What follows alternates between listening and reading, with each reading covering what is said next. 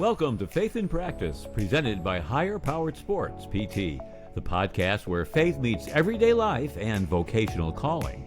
Each episode, your host, Kurt Kessler, and his guest will explore how to live out your faith in your work, relationships, and daily challenges. Let's grow together and discover how to live out your faith with passion and purpose. Let's get started.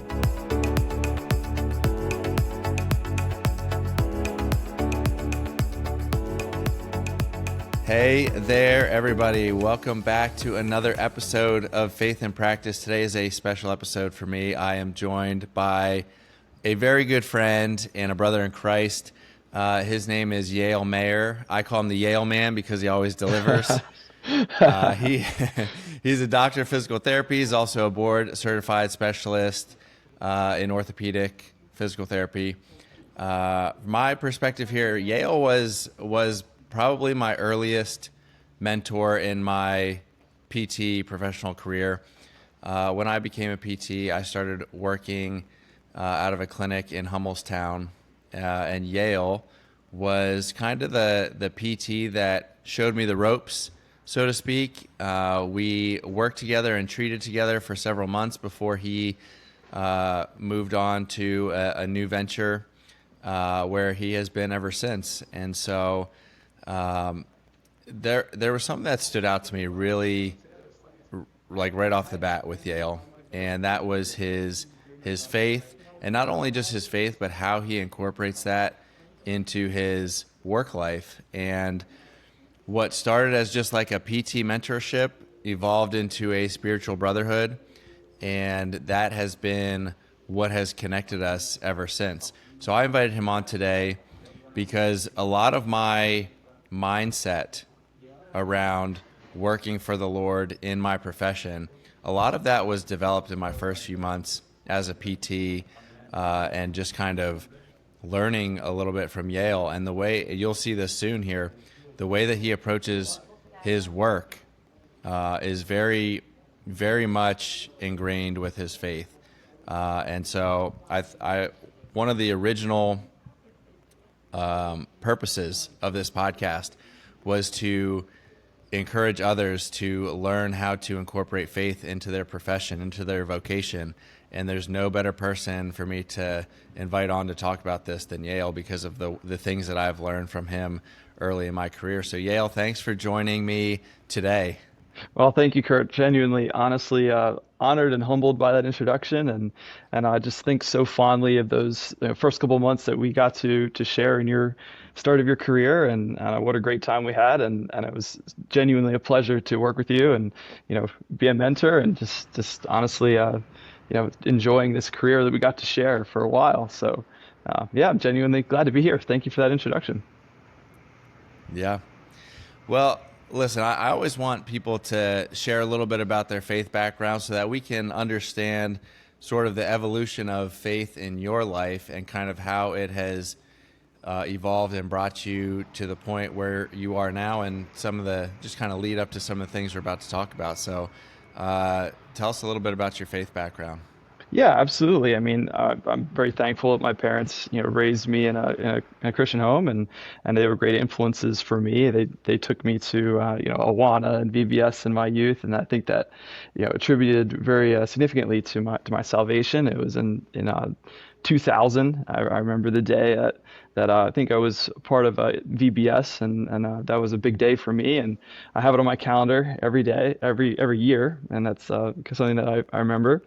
But just early on in my faith, I had to grow a lot.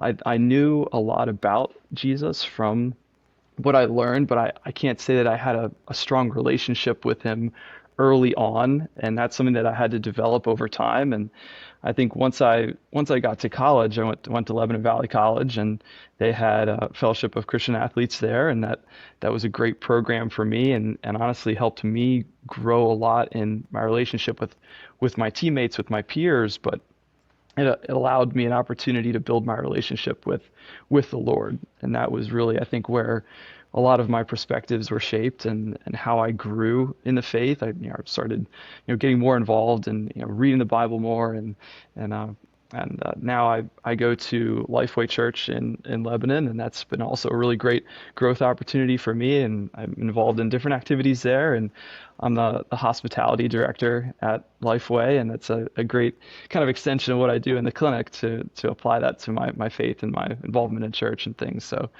that's a little bit about my faith background, kind of where I'm going now. So that makes a lot of sense. Your role as a hospitality director at your church. I mean that suits you perfectly because you are. I even remember the first time I walked into the Hummelstown Clinic to just like get a feel. I remember you were standing behind the front desk and smiling and ready to greet me and introduce yourself and show me the clinic. And so that impression has stayed with me ever since. And even just something as simple as that, to be able to know that, I mean, you're very good at it. You're very welcoming, and to be able to put that to use within your own churches is a simple yet very effective way for you to use your skills. So that's pretty awesome. But I have to remember that it's not me. Like it's not only me that's exhibiting that. That's from the Lord. Like I genuinely think that's a gift God has instilled in me, and it's flowing through me, honestly. And it's not just out of my own effort. Like I know God has kind of bestowed that on me, and I'm just glad that I mean you benefited from it, but that's just I think part of what God is doing in me, and kind of where I'm trying to focus my energy. Yeah, and for anybody listening, that's something that's going to keep coming up here with Yale is his focus on not me, but the Lord and how the Lord is working through him. It is honestly, it is so special because it's so easy to kind of lose that focus or to turn things inward on ourselves. Yet you've kind of developed the spiritual muscle of being able to quickly and readily deflect any kind of glory back to the Lord. And I think that's super special. With sort of like developing a servant mindset in your profession, one thing that I noticed early on about you is you make the intentional choice to view things in a positive lens. You make the intentional choice to put God first. You make the intentional choice to spin whatever the day brings to you into a positive for the Lord. How did you start to develop that? Well, it is a choice, and we have to make that decision to want to view things in that way. And certainly it stems from a relationship with the Lord, because I think if we try to do things all on our own, we lose that perspective. And I think as I've grown closer to Jesus, and I try to involve Scripture into my early day, your early part of the day, and reflecting a little bit on what my goals are for the day. I think it helps keep that perspective. But it is a choice. You have to choose to serve and glorify God by genuinely loving people, caring for them, valuing them enough to want to help. I think that helps me just maintain perspective and remain calm through the challenges that inevitably are going to come up in a day. And I certainly don't always do it perfectly. It's not something that we are always going to get right 100% of the time. But I think as you work through trials, as you go through things, and maybe reflect on where you could have done things better, I think it just helps you be more resilient in the future too. And the big thing that I take away from that is, one, you have the choice, and two, like doing it consistently, making it a habit, or having the presence of mind that when things are not going so well, bringing yourself back to that center in Christ. And that's not something that if you haven't been used to doing that, like it's not something that's going to come supernatural. It takes effort to build consistency. If you want to compare this to PT, like it takes effort to do these exercises and find the change that you want to find. But like I referred to it earlier as a spiritual muscle. Like the more you exercise that spiritual muscle, the more second nature it becomes, the more common it becomes. And then you find yourself, it's so much easier to start looking towards the Lord in these tougher situations when these challenges pop up throughout the day. So it's not something that just like, you make the choice once and it's like a light switch and it's on until you turn it off. It's something that you have to intentionally continue to pursue.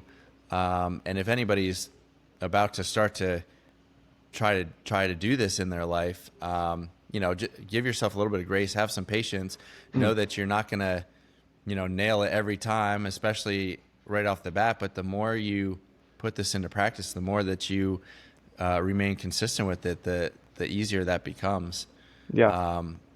And I think just like the thing I want to know is when you face challenges throughout the day, do any specific moments come to mind where you're like, where maybe you didn't handle things the right way, and then you had to put your spiritual muscle to the test and kind of reframe yourself? Like what does that look like when maybe things don't happen perfectly or your response doesn't happen perfectly for you? Yeah, and I think sometimes it's easy to feel anxious or something well up inside of you that's like an, oh no, like this is not how I had planned it to go. We try to do the best we can to plan things. You take every amount of preparation that you can, but things are going to happen. Like there's going to be things that come up that either change your schedule or someone calls out or someone comes early. It's like things are going to happen. We have to remain adaptable to it. And I think early in my career, it would come out as me being flustered and we're just more like irritable. But I think over time you have to try to accept those natural challenges that are going to happen and remain adaptable and just see it as an opportunity to do something challenging, like do something hard. And that can be there can be an accomplishment in that, like seeing it like, okay, here's a challenge, like we're going to conquer this challenge. It's not always going to be, easy or convenient, but it's something that you can, and your perspective on that can shape how others see it too. The whole team can get flustered if I get flustered, but if I try to see things in a positive light or taking that high road, then you can kind of higher tide can kind of raise all ships in that regard. And you said something, and it's a good segue into my next point about you. But before I talk about that, I'm going to share my own story. You phrased it as like opportunities, like it's an opportunity to conquer a challenge. Yeah. And one recent mindset shift that I've had, I know we're focusing more on work life here, but even in my personal life as a parent, there were so many times where I would get flustered because my children were either being rowdy or it was not very peaceful at home, or like, toys are being thrown and flung all over the place. And like, like my natural instinct is to like snap and like correct it and, make them act like adults, which is ridiculous because they're like both under 4 years old, because that's not how I operate at age 34. But at age, 3 and 1, that's kind of what happens. And so I have recently tried to switch my mindset, and I set a reminder on my phone that goes off at 7:45 every morning that says, today is an opportunity to show your kids God's love. And centering myself in a quick prayer to like, just like let the little things go. And even when I get frustrated, instead of just like snapping at them and like wanting to make things happen my own way, like using that as a challenge or using that as an opportunity to try to, and we'll always fall short, but try to act as Jesus would, or act in a godly manner to teach them and show them what God's love looks like through either discipline or through even just as simple as interaction. So when I started working with you, I'll never forget this. This is like the thing when I think about Yale Maier. This is the thing that I think about. Early in my career, you start out at like a smaller caseload, and then over time you build up. And even when you're first starting out, any amount of volume can seem overwhelming because you're doing all this for the first time. You're treating people for the first time. And even though I had your support and you and I were sharing a caseload for the first, couple months, I remember there were days where the schedule looked really busy. We would have 2 or 3 people coming in at a certain hour. You and I would meet and we'd come up with a game plan. And I would like automatically go into like this almost negative mindset of, oh man, it's a really busy day. Or, oh man, look at how many patients we have to see today. Mm-hmm. And you stopped and you said, but look how many opportunities we have to help people. Mm-hmm. And I know this is part of the spiritual muscle we were talking about, but even that stopping and framing what I took as a potential negative of having to do a lot of work or having to think a lot or having to service, for lack of a better term, service all of these patients coming in. Yeah, you were able to spin that to a positive, a more godly mindset of look how many people we have the opportunity to help. Yeah. Where did that come from, and like how did you develop that kind of lens? Because I think that is something that if even myself to this day or others listening can start to learn how to implement, I think that can go a long way in making a big difference for us individually in our work lives, as well as those who we are interacting with at work. Sure. Yeah. I mean, absolutely. That's the right perspective to have. You certainly, like, I think I learned it a little bit just through not having that perspective and like seeing that not be fruitful. But I think there's some peace in knowing that you can only be at one place at a time.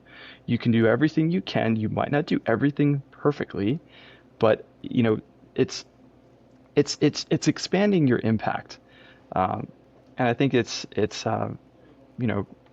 I think how you care for people on your lighter days, and I think this goes beyond PT, right? Like for anyone who is in any type of field where there are going to be busier times, there's going to be lighter times, how you serve and care for people on lighter days or days that are less busy, I think it builds you some relational equity that helps people have more understanding and almost help you out on your busier days too. So it's not always on you, but it's kind of working as a team and having that understanding. But just developing that mindset, I think it starts by just trying to walk in the fruits of the Spirit, and love, joy, peace, patience, kindness, goodness, faithfulness, gentleness, and self-control. Those are kind of the guiding principles of developing that mindset. I don't know if I have all the answers of how to develop that, but I think attempting to walk in the fruits of the Spirit that God has already given us. We don't have to strive for those all the time. He has already given them to us, and if we can do that, I think it allows us to have that better perspective.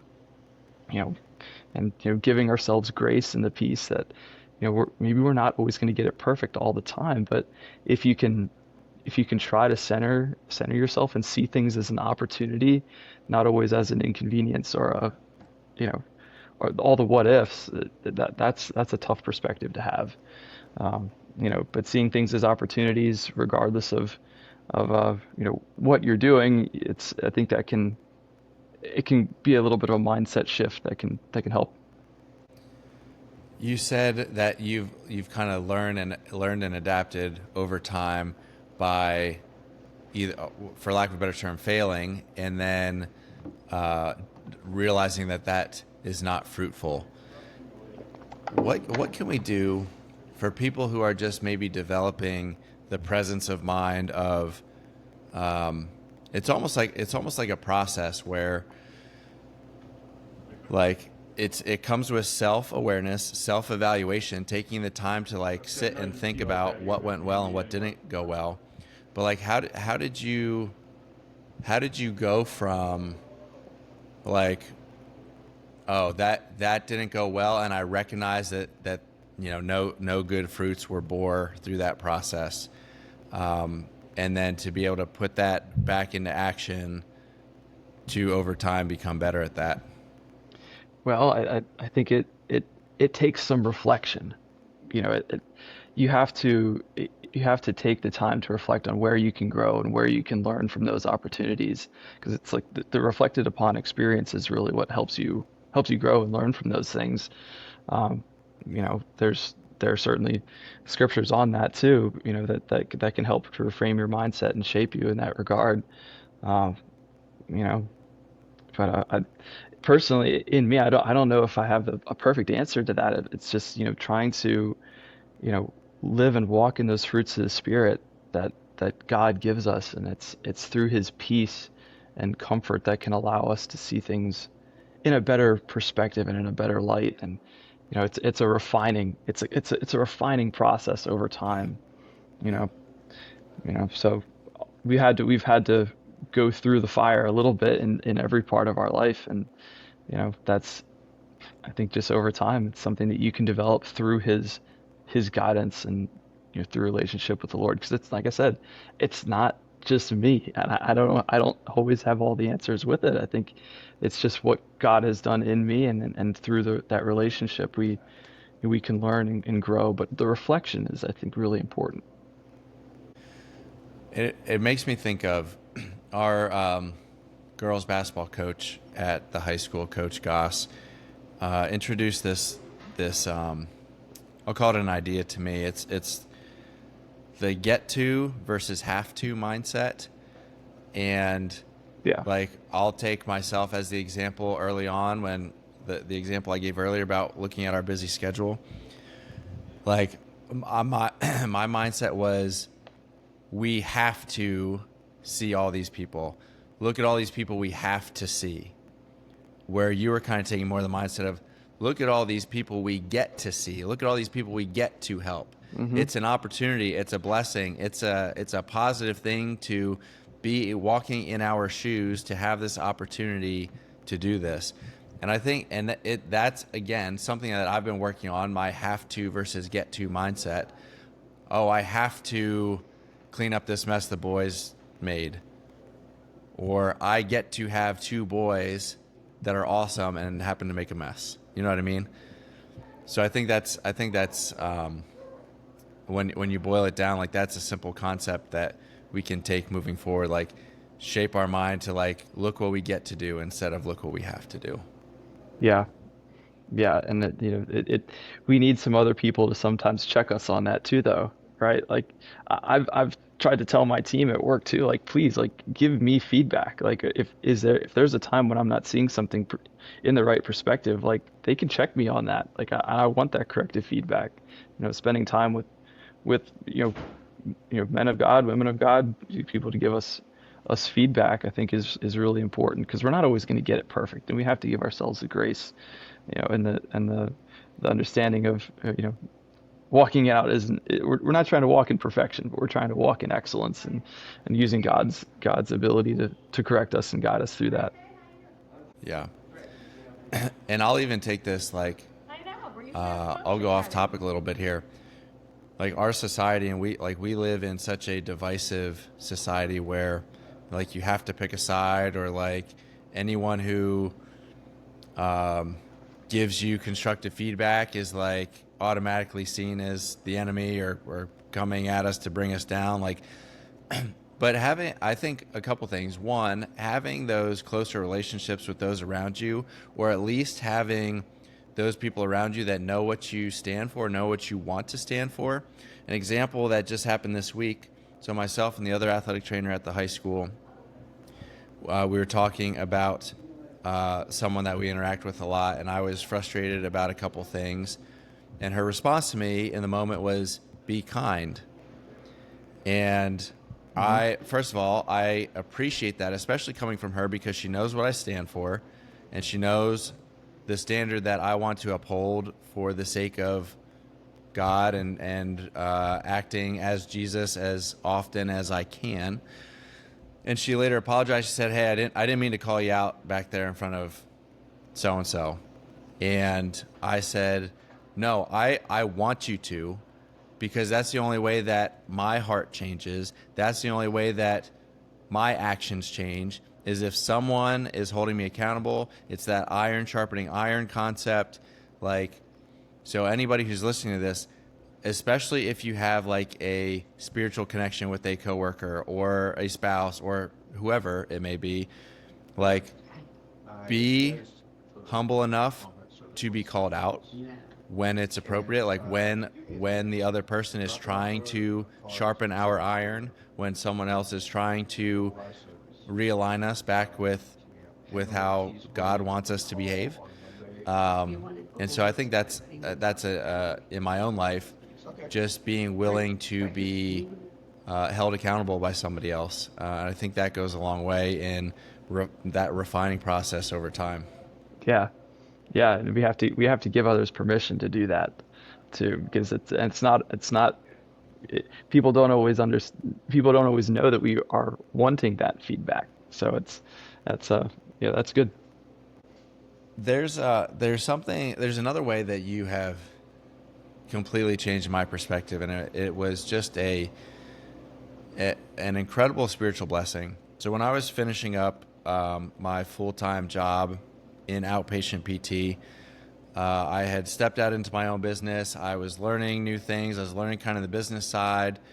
And one area where my heart was not right was this view of I did not, the way that I like to practice did not really coincide well with the current model of outpatient physical therapy, where you see, a certain number of patients per week. And it's not that I had I left my job with like excellent relationships, but I was very resentful towards just physical therapy in general because of the effect that it had on me when I was practicing. And so in my business, I work with people one-on-one, which is not the norm for outpatient physical therapy. And I was like of the mindset of, this is better. This is a better way to work. This is a better way to treat people. This is better for myself. This is better for the patients. It's better for everybody. But you and I went to lunch shortly into this time in my own business, and we talked about it. And you said something that completely flipped my outlook, and that was, a lot of people would like to treat one-on-one. A lot of people might benefit from that, but there are not enough physical therapists out there to meet the needs of everyone who needs physical therapy by treating one-on-one. Mm-hmm. And from that point on, my mindset switched from what I'm doing is better to what I'm doing is different. And there is nothing that is better about me than Yale. There's nothing that is better about me than anybody else.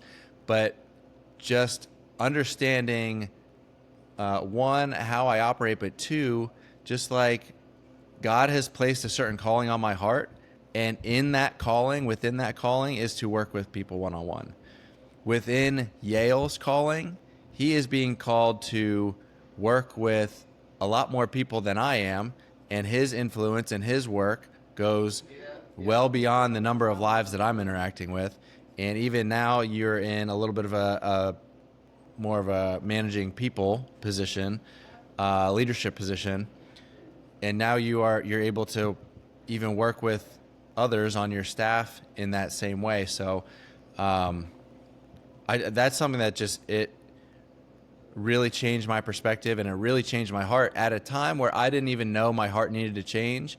God placed you in my life in our little lunch get together that day, and the fruits of that have changed immensely. So for the outline that I just, or the example that I just outlined, for anybody else, like, God is calling us all to do something different. And just Yeah. because he's calling you to do something doesn't mean it's better than what someone else is doing. It's Hmm. just different than someone else is doing. And if we're all following God's call for our lives, if we are obeying what God has placed in front of us for work, then there's a lot more room for everyone to coexist in a healthy mindset. Yeah. You have any thoughts? I know I just kind of went on a rant there, but any kind of thoughts or anything from our lunch meeting or anything from that time period that that stands out to you? Well, yeah, I mean, I certainly want to just celebrate and honor that you've had that perspective, and we complement each other. You know, in the field of physical therapy, as with many professions, like the each different therapist can have different skill sets and different abilities that tailor best to what their passion is and what their, for us, what our patients need. I think that we complement each other, like, and we're not competition. Like, yeah, we probably we can work with similar patients, but that doesn't mean that we're, competing against each other. Like, and something that I was talking to you about at that lunch is just that I wish there were more relationships that we had with therapists that we can send patients to that need something specific. That, you know, we can treat patients at our clinic who have a wide range of orthopedic conditions, and I have to have skill sets to be able to treat, from head to toe, anything orthopedic. And I think that's certainly a skill that I have, but I don't have the nuanced skill set to treat an athlete who is, working on the fine-tuned things with pitching, or, you know, really diving deep into certain sports for athletes who need something specific. And that's where you, Kurt, as a sports specialist, really complement what we can do, and where we can work together. Like, I know you've worked with some patients that I've seen in my clinic, and have made them better from from us. Like, we got them to, like, whatever, 80-90%, and you got them to 100%. And that's really complementing what we do. And, you know at my work, or maybe in the field that I'm in, I feel I can treat well more than one patient at a time, because I'm giving my patients kind of the tools to be able to do some things on their own while I'm working myself around the clinic. Like, I'm there, like, I'm in the clinic, I'm always present. It's not like I'm just gone. It's like, if I have two or three people on my caseload at a time, like, I'm trying to give them the tools to self-manage themselves a little bit, and I think that can translate. But we've built up relationships with our patients that, that they feel that they're still receiving good care, and you know I think it's just a little bit of a different way to practice, but it's each of us have a little bit of a different skill set, or a different passion there. But just because, but also too, just because I am treating more patients doesn't make my impact any more or less than yours. You're treating someone who has a very specific need, versus where my patients are at and what their needs are. So I think that's something that we can complement each other on. Yeah, and I'm glad you took the words right out of my mind. One, the skill sets we've been given and developed, and the passions that we have. Like, your skill set is to see and work with a very, very wide range of orthopedic conditions, and where I am most passionate is more like diving deep on a specific issue that an athlete's having, and making sure that they have the right progressions for return to play, and what they need for their sport. So yes, it is not competition whatsoever. It is just utilizing our skill sets differently. And there are going to be people that I know or that I work with that would benefit more at a certain period of time with your skill set. And there are probably some patients, as they're finishing up with you, that would benefit from what I do. So I just think kind of setting this like competition mindset aside, because that's not really how I view it at all. But yes, our skill sets can help different people more specifically depending on what they need. Sure. I want to, for anybody listening, I want to kind of set out like a nice and easy blueprint or step by step of how to start developing some of this mindset, or how to start implementing some more intentional purpose into your career.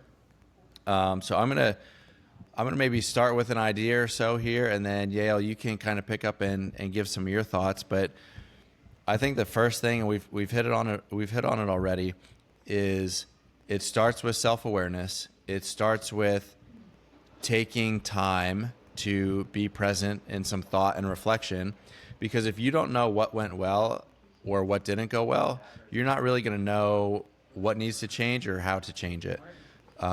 So, I mean, I just think about whether it's either after every day of work or after a certain incident that goes well or doesn't go well, or someone finishes up a plan of care, whatever that means in your profession, like having the mindset to self-evaluate and see and understand what went well and what didn't. I think that's where it has to start, because if you're not even aware, or if you're not even taking the time to think a little bit, it's going to be really hard to grow and progress from there. What do you think?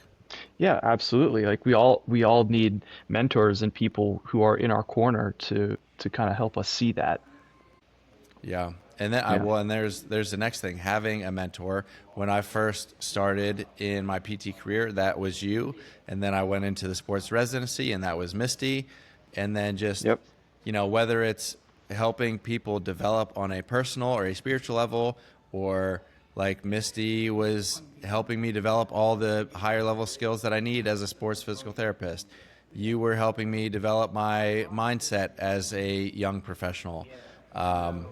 Just like finding someone or having someone to guide you and walk with you, hold you accountable. I think like those two things, self-reflection and having a mentor, are probably the two easiest ways to really start putting that ball in motion.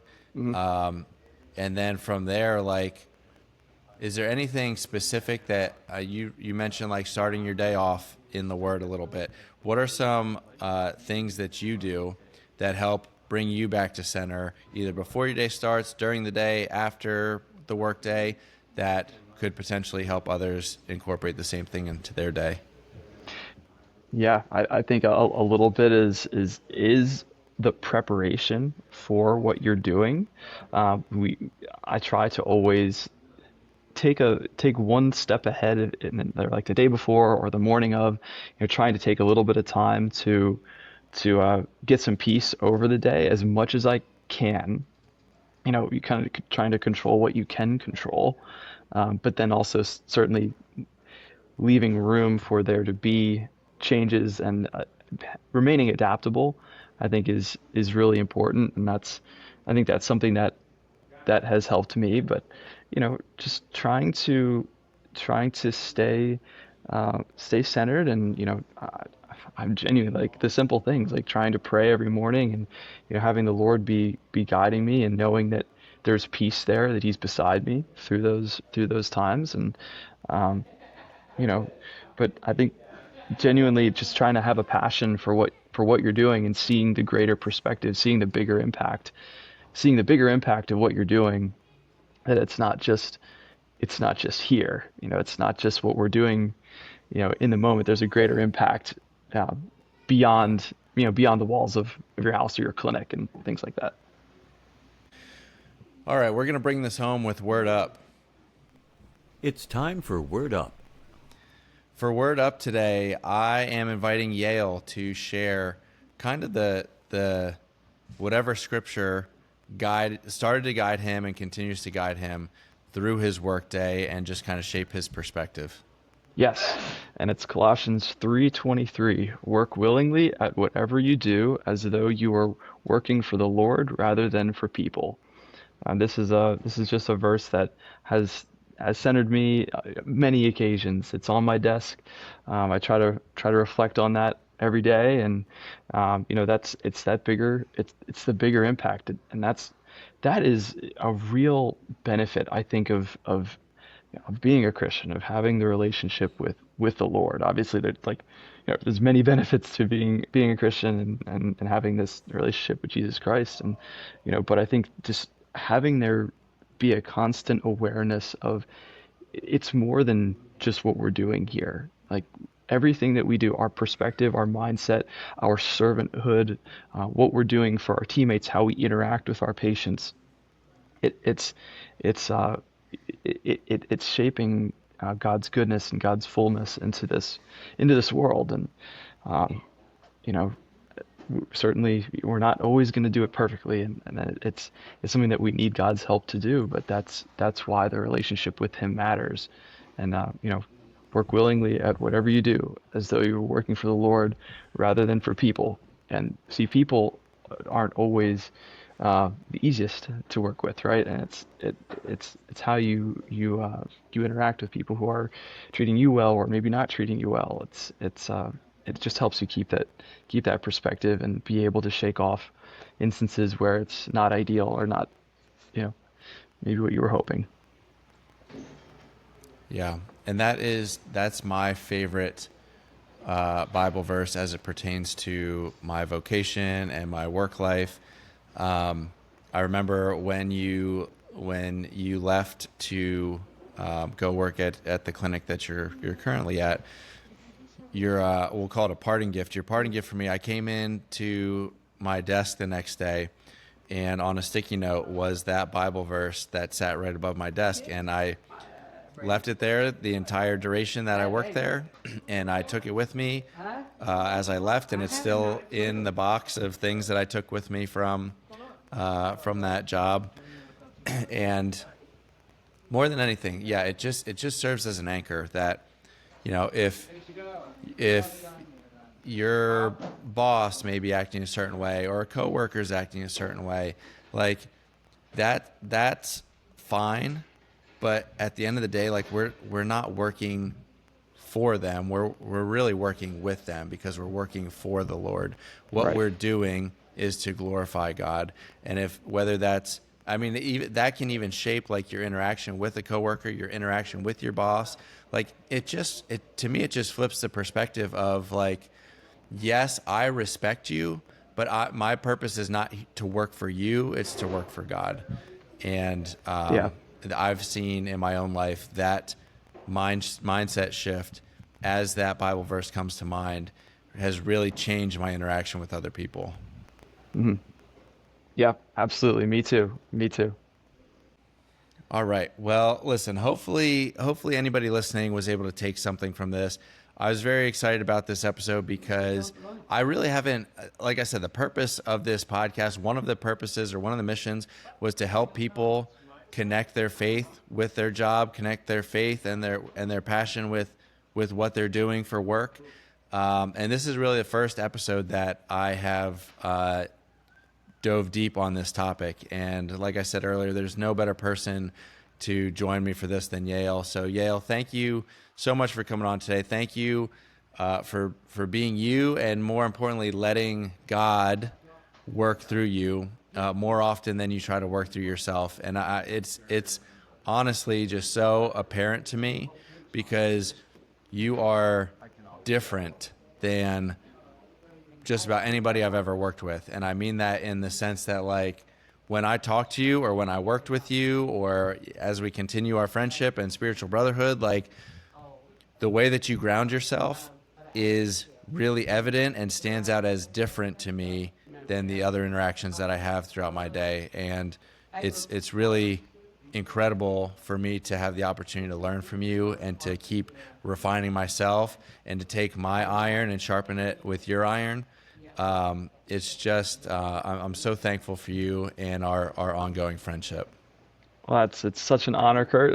It's been a pleasure. I'm so thankful that we've got to work together, and we're still friends, and certainly happy to impart anything that God has taught me and instilled in me, and just I'm so cool to see your growth and your flourishing career, and you being excited and passionate about what you're doing, and that's honestly the what makes me the happiest is just seeing your growth, yeah.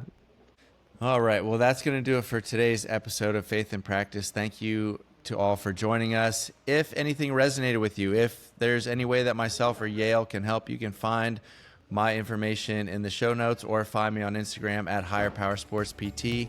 Thanks, and we'll see you next time.